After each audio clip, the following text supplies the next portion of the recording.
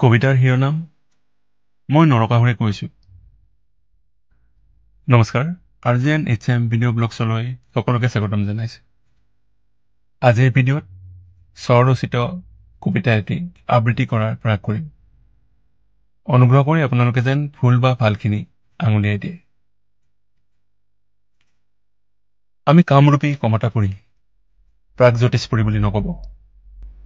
প্ৰাগজ্যোতিষপুৰ শব্দ নহয়, অপভ্ৰংশ মাত্ৰ। আমাৰ ভাগ্য পৰিৱৰ্তনত যুগে যুগে দেৱতা ব্যস্ত। অনাৰ্যৰ ওপৰত আৰ্যৰ অত্যাচাৰ। হ'ব পাৰে আৰ্য কাৰোবাৰ অপভ্ৰংশ, অনাৰ্য কিন্তু স্বকীয় স্বয়ম্ভু। হয়, মই নৰকাসুৰে কৈছোঁ, কামৰূপৰ নৰকাসুৰ। মোৰ প্ৰসাৰিত সাম্ৰাজ্য য'ত দেৱ মানৱ কম্পমান। মোৰ প্ৰসাৰিত বাহুৱে বিচাৰে শাশ্বত প্ৰসিদ্ধি।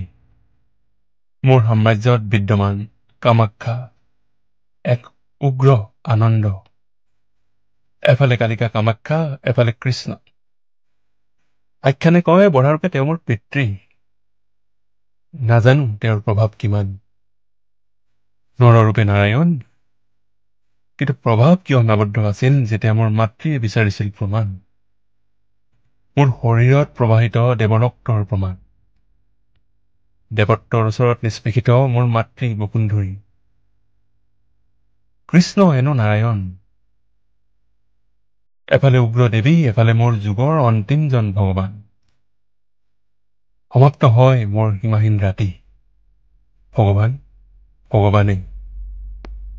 আৰু আমি অনাৰ্যবোৰ সঁচাকৈয়ে অধম নিকৃষ্টনে? নে সেয়া আছিল সময়ৰ কূটনীতি অথবা ৰাজনীতি, অনাৰ্যক অসুৰ কিংবা দানৱ সজোৱাৰ অভিসন্ধি, য'ত আমি হৈছিলো স্বাৰ্থৰ বলি? মোক উত্তৰ লাগে।